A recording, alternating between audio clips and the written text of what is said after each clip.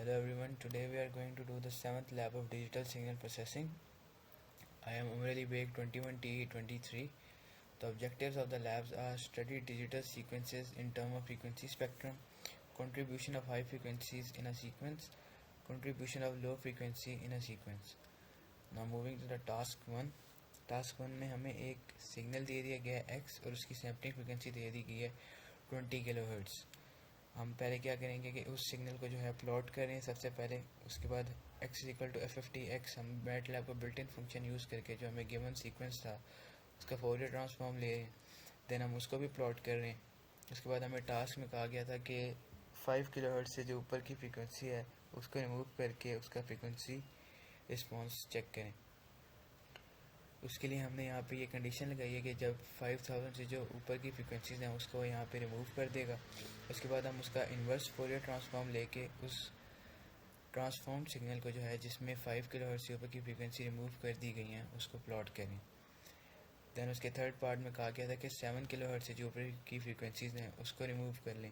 तो हमने यहाँ पे कंडीशन लगा दी है f>7,000, तो वो जितनी भी 7,000 से ऊपर से फ्रीक्वेंसीज़ है उसको रिमूव कर देगा।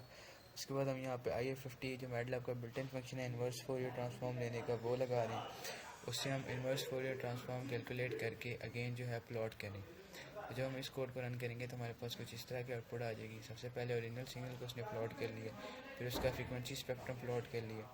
जब हम 5 किलोहर्ट्ज़ से ऊपर की फ्रीक्वेंसीज़ को रिमूव करेंगे तो हमारे पास इस तरह की आउटपुट आ जाएगी, और जब हम 7 किलोहर्ट्ज़ से ऊपर की फ्रीक्वेंसीज़ को रिमूव करेंगे तो हमारे पास जो है इस तरह की आउटपुट आ जाएगी।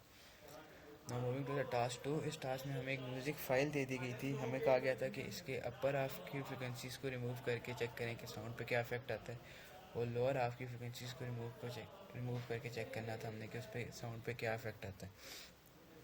इसके लिए हमने अगेन